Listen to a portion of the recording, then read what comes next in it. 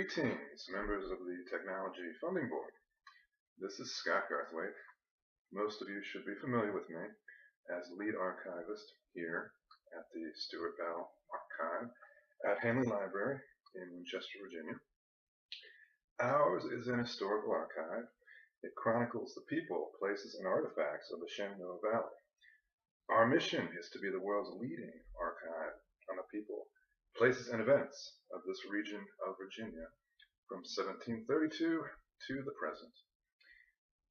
The archive houses an extensive collection of county court records and histories, genealogies, records pertaining to the French and Indian and Civil Wars, newspapers from 1787 to the present, various manuscripts, maps, photos, and oral history tapes.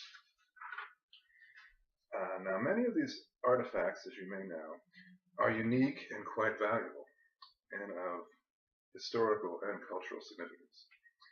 This includes the original land records of Lord Thomas Fairfax, the Stonewall Jackson collection of letters, several dozen Civil War diaries of soldiers and civilians alike, original copies of the Winchester Star, the first newspaper printed west of the Blue Ridge Mountains, documents attributable to George Washington during his time in the construction of Fort Loudon, and much, much more.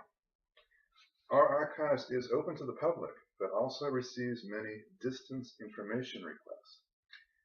My interest in the technology I will describe to you today comes from my own experience fielding these phone calls, emails, and social media interactions. Providing informational services to distance patrons is often difficult due to the fact that the patron cannot see what it is the archivist is looking at. This is especially trying with objects such as photographs, maps, handwritten materials, and three-dimensional objects. Information dissemination can be a drawn-out process, requiring the scanning and/or photographing of the item, and then much back and forth between the patron and the archivist via email or even in some cases snail mail.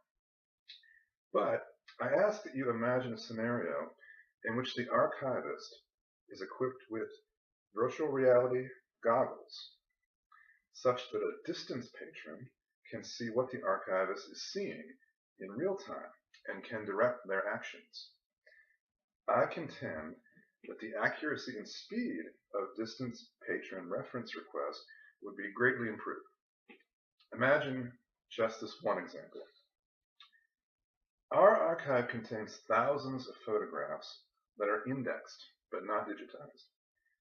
They date from the earliest days of photography. Imagine that an individual whose ancestors moved from Virginia to California in the late 1800s contacts me because indexes suggest to them that we may have a number of pictures of their relatives. Normal procedure would be for me to find the pictures, scan them, and email them to the patron. As I stated, normally much back and forth would ensue as index errors are discovered sometimes, or new information is uncovered. A single investigation might take several weeks.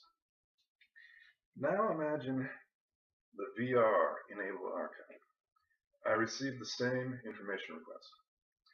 This time, I instruct the patron to install our special viewer app on their home computer. And we set up a time for the patron to become the archivist. At the appointed time, I don the VR headset with the photos spread out before me. The patron and I connect remotely through the app, and just like that, that person can see through my eyes. With the patron and I acting as one, they, the eyes, and me, the hands, we are able to successfully identify the sought photos in a fraction of the time. This frees me up to help additional patrons to work on my ongoing digitization initiative at the archives and to develop new and exciting archive programs for the library community.